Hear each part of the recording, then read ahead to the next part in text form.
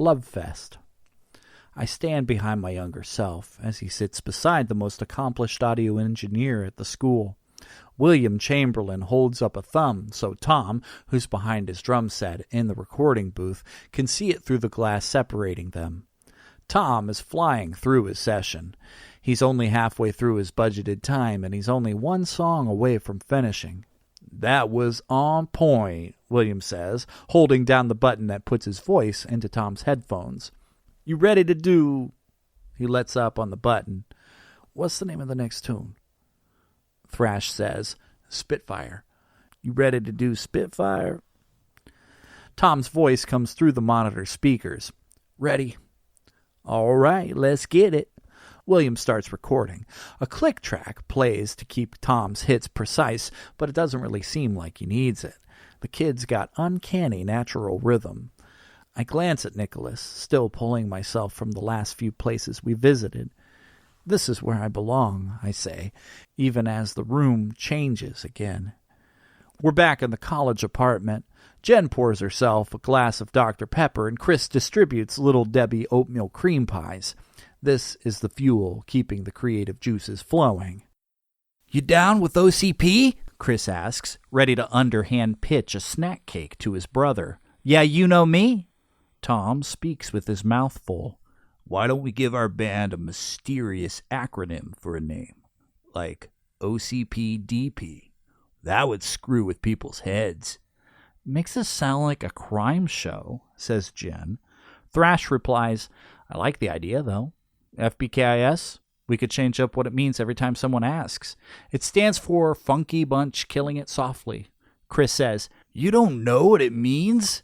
Fruit baskets? What did you say? FB... Oh yeah, KIS, right. It's fruit baskets, kangaroos, igloos, and stuff, obviously." Now we're standing in front of Mike's Place, a popular local restaurant with a unique decor. Amy Canini, the photographer, sets up outside for the cover shoot by the Star Wars X-Wing on the front lawn. While Tom sits in the makeup chair, Chris, Jen, and my younger self head inside. "I wrote that song about you," Thrash says, referring to Jen. "You've always been such a little spitfire." Chris pretends to be frightened. "Oh no, don't get Jen mad. You wouldn't like her when she's angry." Balling her fists and raining them down upon Chris, Jen says, "Shut up." "I wrote a song about him, too." Chris rolls his eyes. "Yeah, thanks for that." Making herself taller by standing on her toes, Jen hugs the middle child. "Ooh, let me guess which one.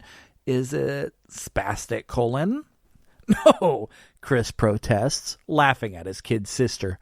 "Close," Thrash replies. "Want another guess?" "Trailblazer."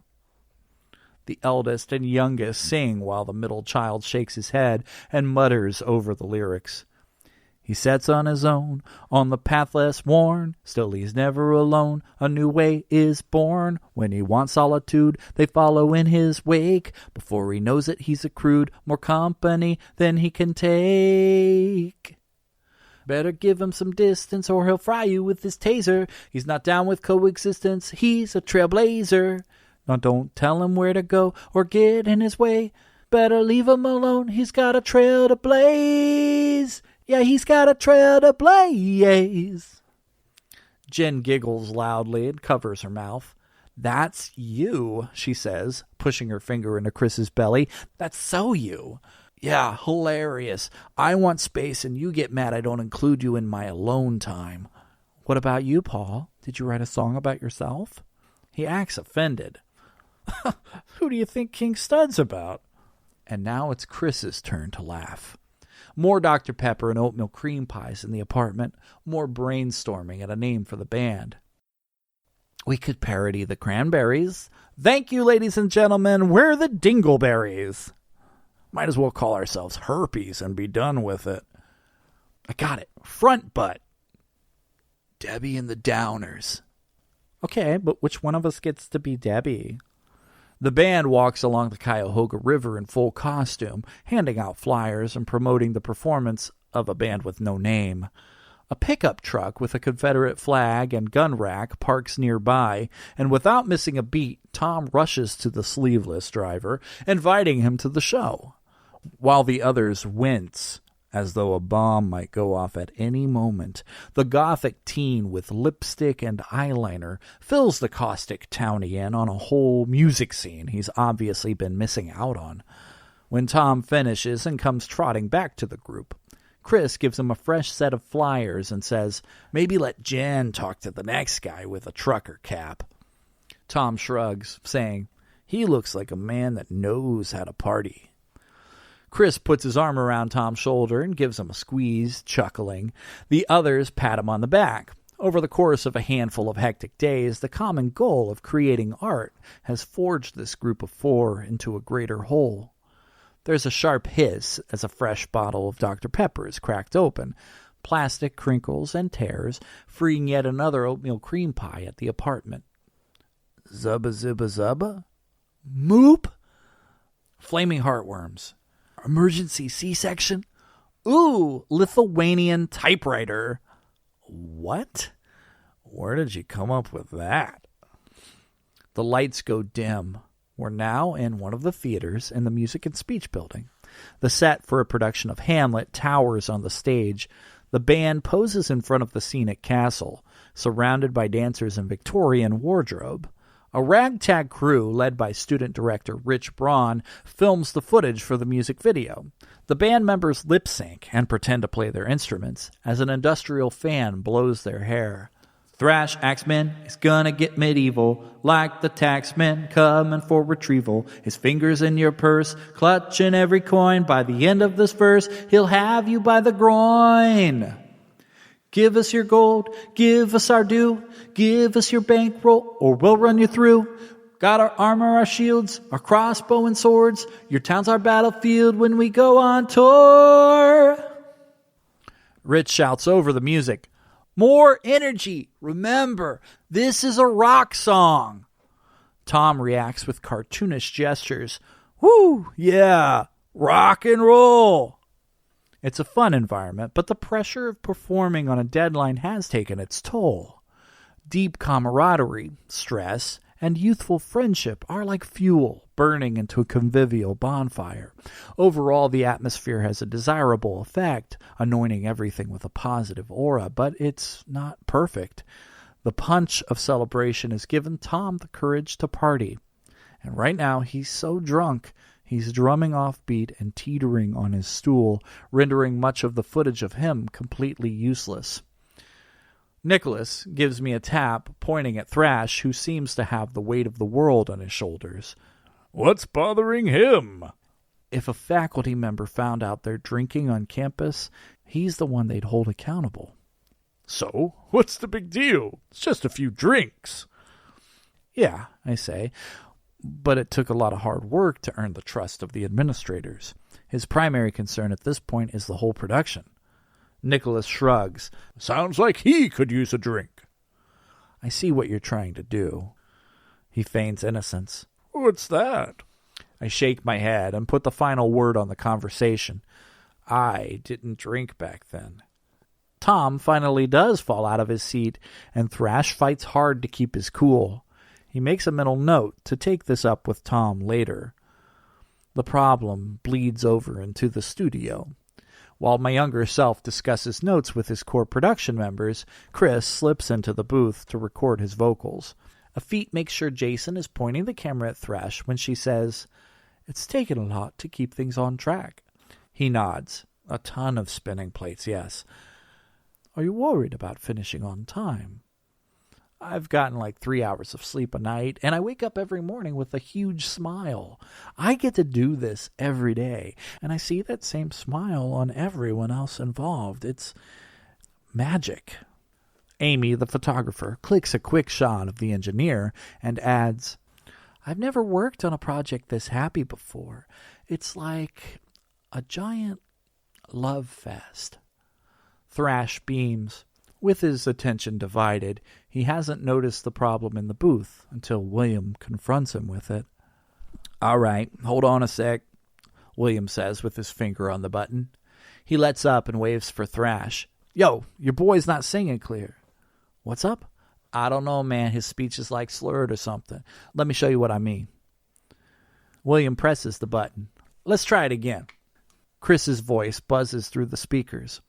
What am I doing wrong? Just try to keep your vocals crisp. Crisp. Gotcha. Thrash realizes William's right when Chris blows yet another take. He holds his hands up as though surrendering to the engineer. Give me a sec. He ducks out of the control room and can smell the liquor on his brother's breath as soon as he steps into the booth. You can't record tonight. What do you mean? You've been drinking, Chris. You can hear it in your vocals.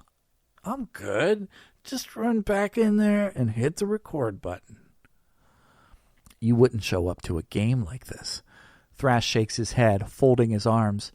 You can do your parts after you sober up. You weren't listening to me. I'm good. You're slurring, your timing's off, and you aren't enunciating. Chris waves his arms, which makes his whole body sway. I said I'm fine. Stop being an old lady about it. Thrash clears the way for Chris, holding the door open for him to leave the booth. Go sleep it off. We'll get Jen to do her parts. Chris laughs. Not tonight. Come on, we've wasted enough time. Go get Jen. You get her. Fed up with this conversation, Thrash steps out of the booth and moves down the hall. Jen, you're up. What he sees when he steps around the corner surprises him. Tom crouches in the corner by himself, nursing his favorite flask. Jen sits on a couch with Rich, the music video director. When she sees my younger self enter the room, she tries to hide the beer bottle she's holding behind her back. Thrash points at Rich. She's 16.